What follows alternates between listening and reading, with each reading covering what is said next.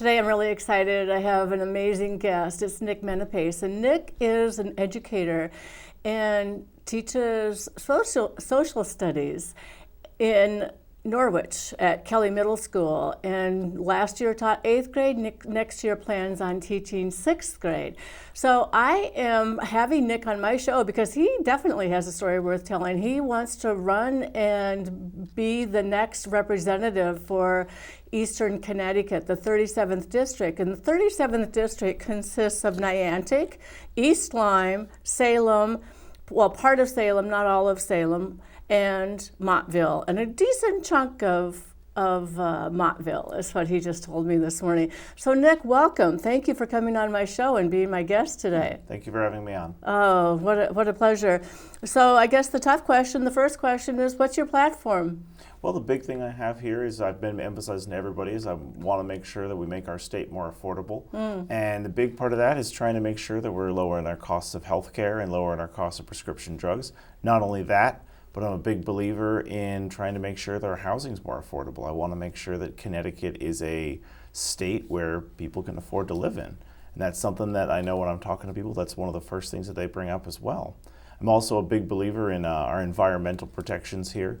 I think it's really important, especially as a shoreline community, that we try and do everything we can to, fight the effects of climate change and do what we can to make sure not just that, but to make our community a place that we want to make sure that we're able to raise our children at for future generations. Another big thing for me is I'm obviously a big believer in pro-choice. I'm a big pro-choice believer in. I believe that everyone has the right to choose what to do with their body for that, and it's something that obviously my opponent and I definitely quite disagree on.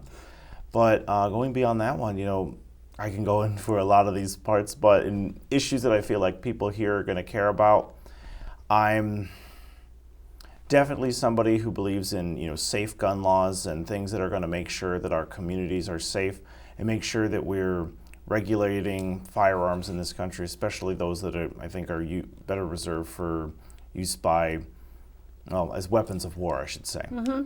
All right. I didn't know if you wanted me to keep going on for that one. Well, no, that's good. I mean, you've just ticked off a whole bunch of different things, and so you have a lot of ideas that you're bringing forward. So tell me, how did you decide that you wanted to do this? This is kind of an onerous task, in my opinion. It definitely is. Yes. Part of that was in talking to you and some of the other people who have run in the past. I was approached by the local Democrat group about running.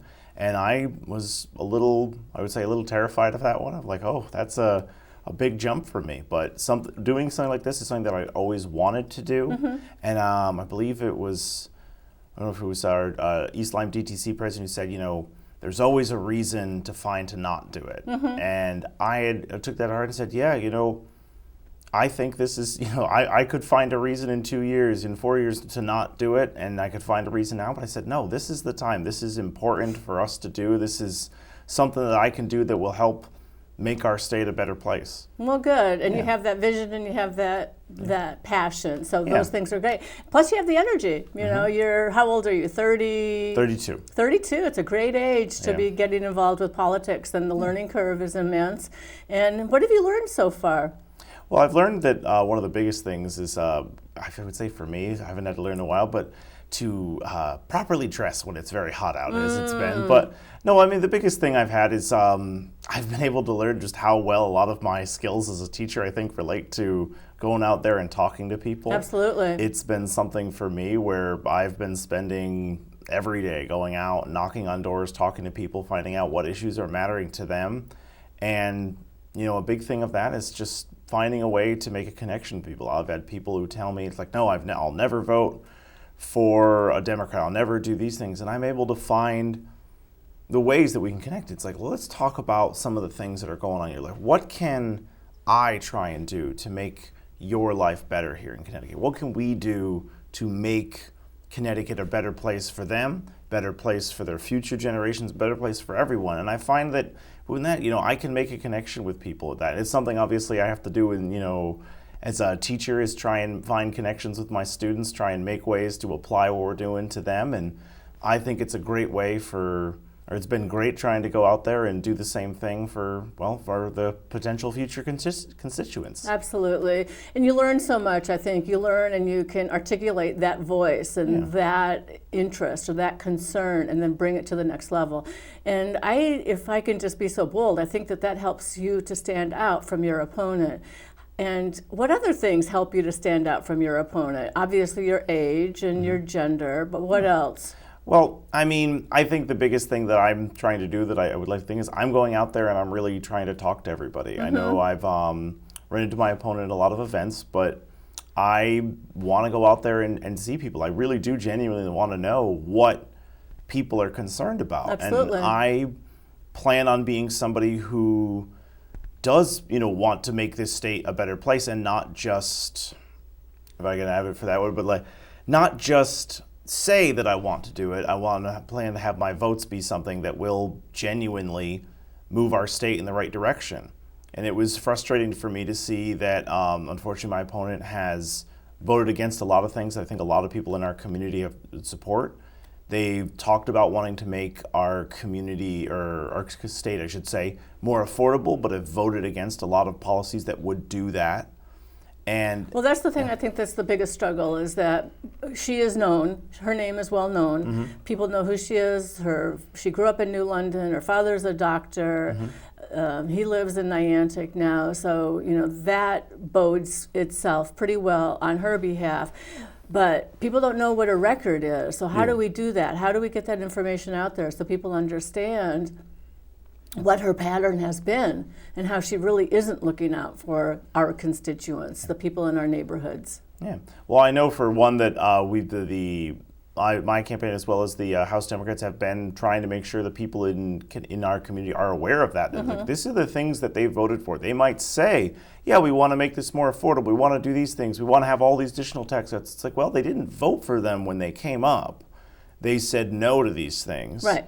And the other big thing for me is I'm telling people about it. I had met someone the other day. It's like, oh, I've always supported this. They want to make our state more affordable. It's like, well, they voted against these things. Like, they can say, yeah, they're a big supporter of women. They're a big supporter of these. But it's like, well, they're not voting for those things. Well, she also voted against health care, too. The health care that would help women. Yeah. And she says she's really strong on suicide prevention and mental health, but then she voted against that as well. So absolutely. Her voting record is abominable, in my opinion, when it comes to what we need to get out there for serving our constituents and getting them their needs met, getting them what they need. Right. Yeah, we can talk all these things, but voting against service for mental health, voting against paid family and medical leave, it's like, how is this helping the people in our community? And especially when the Connecticut, unfortunately, the Connecticut Republican platform is basically just to spend all the money that we've been saving. And, we know that the long-term goals of a lot of that is just that they can then come back and cut things that benefit people because they don't want to pay for them.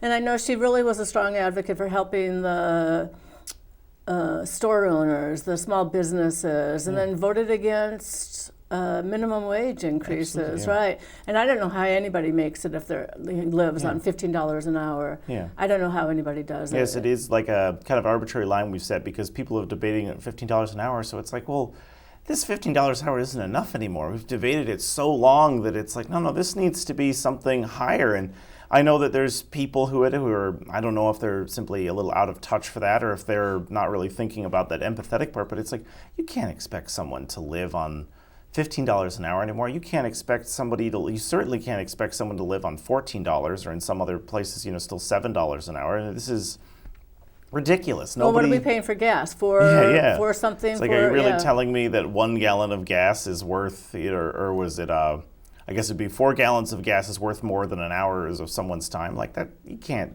do that. What are you supposed to do? What if someone has to drive for work? Well, and people are talking about home heating in the winter and how the prices of that are exponentially skyrocketing. Yeah. So we have a lot that we need to deal with. And the environment, let's talk about the environment for a little bit. Yeah. You've been on road cleanups. You've been out there, picking up. I've done that myself. I mean, it's such an important thing. I mean, when you're out there, sweat equity, and you see the litter and you see what's going with our recyclables and how we're not repurposing those things. Tell Yeah. me about it, the environment, though. What kinds of things are you thinking about? Well, as you said, I've always been a big believer in a lot of those of sweat equity. Like I grew up and I was a Boy Scout. I was served until I was an Eagle Scout for that until I was 18. You were an Eagle Scout. Absolutely, yeah. Now that's really, I applaud that. So that's really cool. But I was always a big believer. We did that all the time, and I always had it for me. I'm like, people had that when I did something like that for my students at various times, and I had well, we don't want people to feel like they're being punished. I'm like, it's not punishment. We're trying to better our community. That's Exactly. not a bad thing. It's pride. It's pride Yeah. in your community. Yeah, and I'm always a big believer. But you're right that part of that though is that a lot of what we need to do with the environment cannot be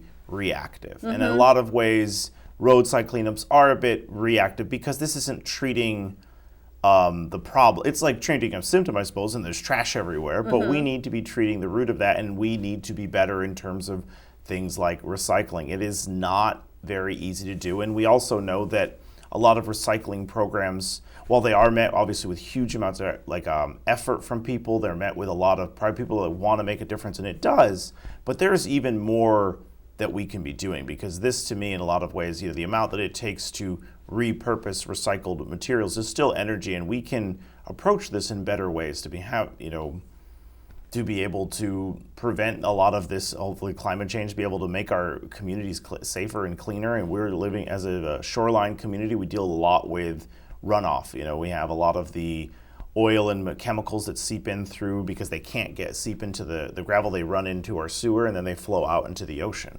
And I think there's a lot that we can do to be trying to, at the state level, to make sure that especially our waterways down here, make sure that they're able to remain clean, and that we don't use some of this harsh chemical treatment that is not beneficial. I'm definitely a believer in, for me, it doesn't matter because I live in a condo, but that one of the big things we can do is, I was at the Earth Day that we had in Niantic April. and East Lyme, and we were able to push, they were having this pollinator pathway, and I'm like, wow, that is such a great idea, and it's such an amazing thing. And they were telling me, it's like, one of the huge issues is lawns that don't have anything on them, and it's just a death zone for so many. And it's like, wow, I never really had thought about that, not until that example, but I had thought recently, what we do with lawns, it's crazy. Stupid. There's nothing and there's chemicals on them. Exactly, we're using all these chemicals and all this treatment to be able to get our lawn looking pristine. I'm like, great, but it's a lot of work, and it doesn't help at all for any of these things. Even just what we do of some of the times, I don't have this, but with leaves, and I'm like, why are we putting leaves in trash bags? That seems crazy. They're very biodegradable. I understand if you want to get them off your lawn, but you can just dump them in the back or in a pile. They'll just crumble naturally. You don't need to throw them away and put them in a landfill. There's a lot of simple things that we can do, and you're taking those simple things and taking them to the next level, which I think is really important. Absolutely. Yeah, and you're listening. What other ways do you stand out from your opponent? Do you have any other ideas as far as policies or ideas? Yeah. I think that a lot of what we can do in our state is kind of going further than this one. We need to be more proactive. We don't want to just be thinking about, as I said before, for our policies of being kind of reactive to problems. I want to make sure that we're, as Connecticut, as a state, that we are pushing forward in a lot of these things. It's why I'm a big believer in the better ways to try and lower our cost of healthcare isn't just to subsidize some of these things. It's trying to focus on things like, I would love to see an expansion for Husky. For an expansion, I know we've had a somewhat of expansion that's not directly in Husky, but things like that we're able to push forward so that we can get in front of some of these problems. If we don't, unfortunately, as a country, have the political equity to be able to deal with these issues, then I think that it's a broader thing, is that Connecticut and hopefully some of our neighboring states can start to deal with these, what we tend to perceive as federal problems, as a state level, and be able to try and push. Now, as a social studies teacher, I do know the limitations of state power into a lot of these issues, but I think that there's a lot more that we can do that in the previous, I could say the previous 30, 50 years, we've increasingly relied on the federal government to make these changes. And I think that, like I said, we, as a state, one of the things I've been pointing out to people is California's decision to start producing their own insulin. And I'm like, this is something that Connecticut and our neighboring states could, I think we should seriously consider doing something similar. And this is a way to make the people who live in our state's lives better. Absolutely. What about voter access? Have you looked into some of that? Yeah, absolutely.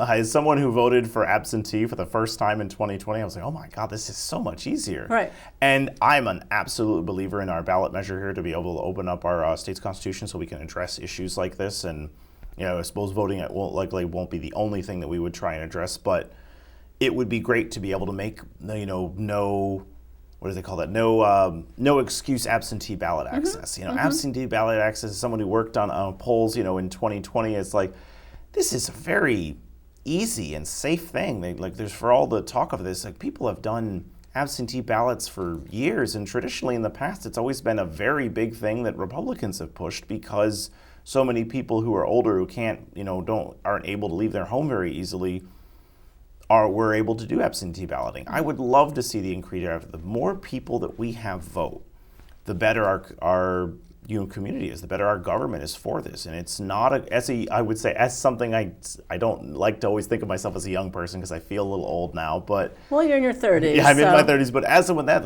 I still know a lot of people my age and younger who refuse to participate in politics because they don't see how the easy access for them, because it's not always easy to vote when you have to work.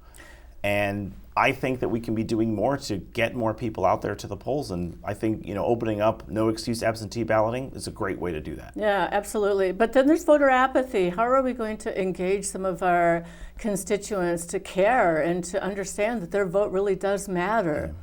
And it's tough. And I know I've talked to a few people about this one for myself, that growing up, I think a lot of voter apathy is almost kind of ingrained in us as a little bit as young people, that there's a lot of media out there that tells us what we do doesn't really make a difference. And the biggest thing, I suppose there's two really big things for that is, one, I want to make sure that I'm out there and I'm talking to people about what it is we're doing. We cannot just do the thing and then as we can't go out there and refuse to pat ourselves on the back a little bit because people don't notice when these things are happening enough. And you have someone else who comes in there and screams and says, we need to do this instead. And people respond a lot of times because they don't really know what their tax dollars are going to or what their things. And it's not those programs I think that they would anyway object to. I mean, as a teacher, I would hope that no one would object to, children being educated. But it's that people often don't know how that money is being spent, and I think as a result they think nothing's getting done. And we don't always have it where the things that are happening with our money are viewed as like it's not making a huge difference in my life. And I think that people underestimate that. I think that these programs can make a huge deal in their lives. I think they oftentimes do, but they always say the problem with a program that's so successful is oftentimes people don't perceive it. Right? We don't think about how successful just universal education for all of our children is because we've always had it. It's something that we had to fight for. Right now, Yeah. I just started to read the memoir of Judy Human, and her story was that she was born with polio or acquired polio shortly after, and had lost mobility of her arms and legs, and so was in a wheelchair. And the fight and struggle that her family went through to access and public education. And I worked with special education, so I understand the importance of reaching out and having advocacy for people that have special needs. So it's just so important. And what would the world be like if we didn't have that? And these things are hard-fought battles, and they are in place, but only because we've fought and won at some level. Yeah, and as an example for that I've taught about this year is we learned about some great heroes from New England for this last year, and one of them was Absalom Boston, who's always one of my favorite people to talk about. He lived out in Nantucket, and he was a ship owner, and he sued the state of Massachusetts because he paid taxes, and he was a black man, and his children were not allowed to go to school. And this is one of those things that it does scare me a little bit because unfortunately with our current Supreme Court, there isn't a lot that they could try and say. We've established that separate and equal is not equal. But unfortunately with our Supreme Court, I'm like, man, there's not a lot that prevents them from just saying, well, states will get to determine issues like that of who gets to go to school. And we've seen that there's an attempt by a lot of people at the federal level to funnel money to private schools that get to very much determine who goes there and who they want and what kind of teachers that they have. And as a teacher, that obviously I wouldn't say it offends me, but it concerns me. Well, and you work in a school system, because I worked there previously. Yes. We have a lot in common. I worked at that school for a few years, and the diversity up there is really nice, and the inclusion and the inclusionary aspect of it, and helping people to feel like they're warmed and welcomed and want to be there, and everybody should be educated, and giving them that opportunity. And that's what we need to do at the end of the day. Yeah, it is very nice. Like, Norwich schools are a very diverse school system, and it's very positive because not only are they a diverse school system, but it is someone that is, I guess I wouldn't say there's anything wrong, but it's naturally diverse. These are the kids who live in these communities. They've grown up in their neighborhood schools. They all know each other through so much of this, and it's great to see those kind of bonds form and not be. I've taught at a lot of schools where it's very homogenous, and I wouldn't say that that's really that the students are any way bad or anything for it, but it's something that they do lack that perspective sometimes, where they don't know where other students are from or what their experiences are. And it's not trying to say that we're melting out of and we all sing around saying kumbaya and stuff, but kids can understand people's differences a lot easier when they know other students. You play games with them. Exactly. You learn with them. There's your study partner. They're your friend. They're your support. Yeah.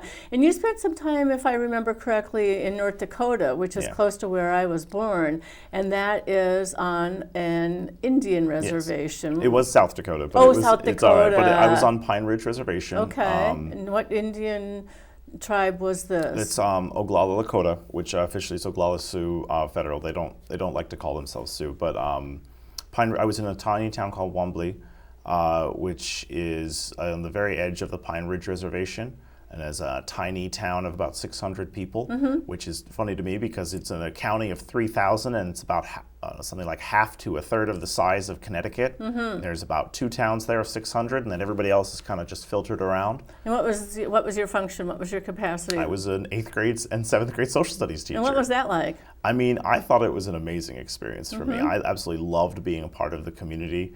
I loved being able to meet people. I loved being able to be, I guess, a quality educator. A lot of these guys out there, and it's not anything for them, but some of them, their level of they'd been able to be in school had varied a lot because a lot of families move around quite a bit. And a lot of those areas they're coming from, we would have kids who would come in actually from Rosebud Reservation, which is nearby, but it's like a full hour-and-a-half drive for them to get to school every morning. And they did that. And they did that every day. It was also confusing because they actually crossed the time zone. So they would go from central to mountain time. So that always threw them off because they'd have to get up earlier to try and get here for it. But that was always very confusing, for me. I'm like, you guys already come back and you lose a whole hour when you go home. But, these kids, most of these kids, they're very eager to learn. And some of them, they're very eager to learn not only just about their own culture, which is a great part of trying to incorporate, but about American history. We have so many veterans on the reservation who are there, and I think a lot of people lose that. There's so much pride in that veteran service. And there's so much to be learned from our veterans, from our Native Americans, indigenous populations, diversity, the environment. We have so many things that we need to kind of pay attention to and learn from. So tell me, what endorsements are you going after, or have you received yet? Yeah, I've been endorsed by the AFL-CIO. Nice. As a union member myself, I was very happy to hear that. SEIU also had given me an endorsement. I've been a preferred candidate now by Moms Demand Action in every town for gun safety. Nice. I did just do my interview the other day with CEA, which is my own union, so I was like, I really hope you guys endorse me. And I would assume that I would, being that they were excited. It's like, wow, we're so excited that you're a teacher and that you're running.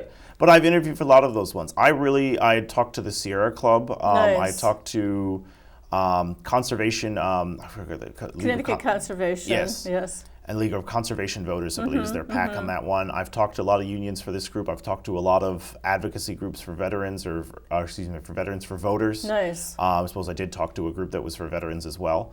But I'm really trying to get and make sure that I can be the best advocate for any groups. Like I said, I'm a strong believer in unions. I believe that unions are the best way to create a strong economy, as they did so in the the great area after the Second World War. Well, and not just the economy, for rights too. Absolutely. I mean, so people can have their 15-minute break after 4 hours, or have a lunch break. These are all things that I strengthen with my students. It's like, these are rights that didn't just figuratively fight for. A lot of these, they were unfortunately beaten by strike breakers and by people trying to prevent them and force them back into work. And it was, blood and sweat that got a lot of this stuff out there. And it's tough because we just think, well, of course everyone should have that. But it's like, it got here a hard way. And that was on the backs of unions that did it. Right. So you're running as a Democrat. Are you going to try to get the Working Family Party? Yes, I did do my interview with the Working Families Party. I would really hope to have their endorsement. I've always, as a person, as someone who identifies as Democrat, I always usually like to vote on the Working Families Party line. I think it's important to try and make sure that we support those kind of third parties. And I actually love the idea of cross-endorsement in Connecticut. I think Absolutely. It's a great thing. And what about the Independent Party? I did also talk to them. Good. I would hope to try and get it. I know that they always look for their own independent candidates, and I understand that's what their party's kind of built on, but I would love to have their support this fall. Yeah, and like I said, I'm a little behind for a lot of people because I don't have a primary opponent, which is great for me, but it does mean that I am a little delayed as a lot of groups that are focusing on their primary candidates right now because we do have the Democratic primary in, 3 weeks or so? It's coming up. Yeah. It's coming up. So I think your skills as an educator, again, are going to help you, and you're going to be able to connect with the population. And I think that's one thing that your opponent doesn't do so well either. She doesn't connect with the population. And I welcome the opportunity to hear the debate that's going to be coming up, and I would encourage you to do that, to have that debate. Yeah, and I do tell everyone they should make sure that they're trying to vote for me because I'm always a little concerned. What are my students going to say to me if I unfortunately I lose? They're going to might tease me a little bit and oh, Mr. Menapace, you didn't vote. But I tell them this is important. This kind of thing is what I think more people should be doing. It's not about being concerned necessarily if we lose or being afraid of that. It is about making sure this is the right thing to do. Well, you hate to see somebody run unopposed. I think our democracy works better when there are different opinions that are presented, and you have that opportunity to differentiate between you and her, and how you would do a better job. So, yeah. And I think that all debate is made better by a diversity of opinions. And facts to support your opinions, and you have those facts, and knowing her voting record and knowing how abominable that has been all along, that's really going to help you with getting your ideas across. So, all right. Well, we're about ready to wrap up. Is there anything else that you would like to put out there? Yeah, well, I would say that right there, if you can find me, I've got menapaceforct.com. I have all of my links to social media on there for that one as well. You can find out a little bit more about me. We're going to be, after this, I'm going out and I'm going to be door knocking more. I'm going to be doing that all this weekend as well. If you're interested, we're getting together at 9 a.m. on the Niantic Green, and we will be going out and knocking on doors so people get to know me better in East Lyme. If you live in Montville, I will be hopefully seeing you very soon as I also knock on doors over there. But yeah, I hope to meet everybody in our community as soon as possible. Absolutely. Well, and you do well when you meet people and they see your sparkly eyes and your personality. So good luck to you, Nick, and you've got my vote. So I appreciate it, Kate. Thank you. Yeah.